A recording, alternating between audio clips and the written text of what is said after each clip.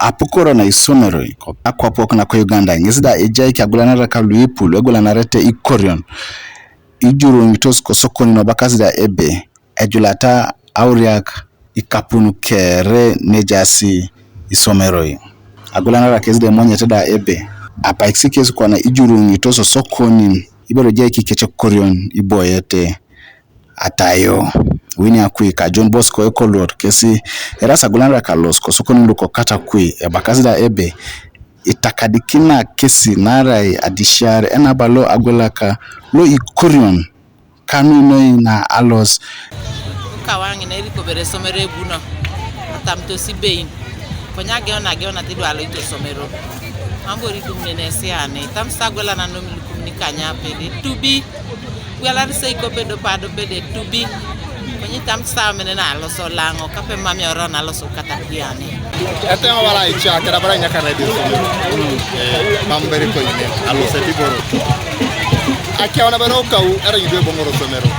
ko para kwa bongoro so bara yanga to ikapu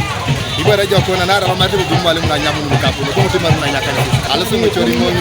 lo so magoro lo se nga arapo alo se mo tono ma aferi Florence Malinga tabero na adawi karune petai itomon ichuruse mwogola ono ningesabala ebe mam ichuruse losi kwa lem ejar mara ijujula sibein sawa na kere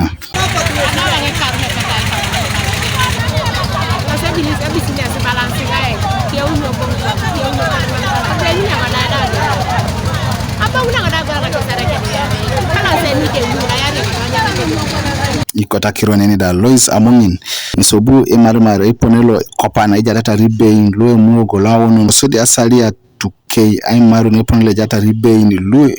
imomwa ko sokoni lo agelegela ko districta kalo katakui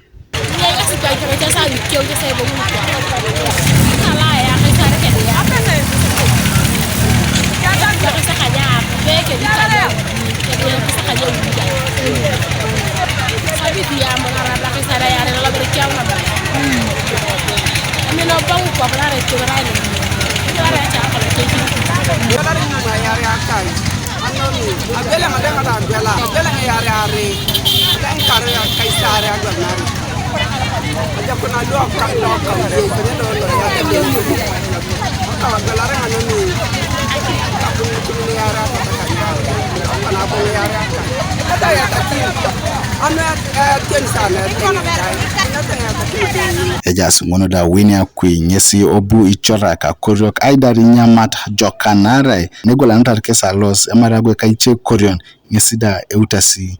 korion adaon akota ngai chora kina koroko lwane areji boride puntos keso jala isagwela na erono ngare minani tamena na wo minyamata kate kirdi danyo losa daun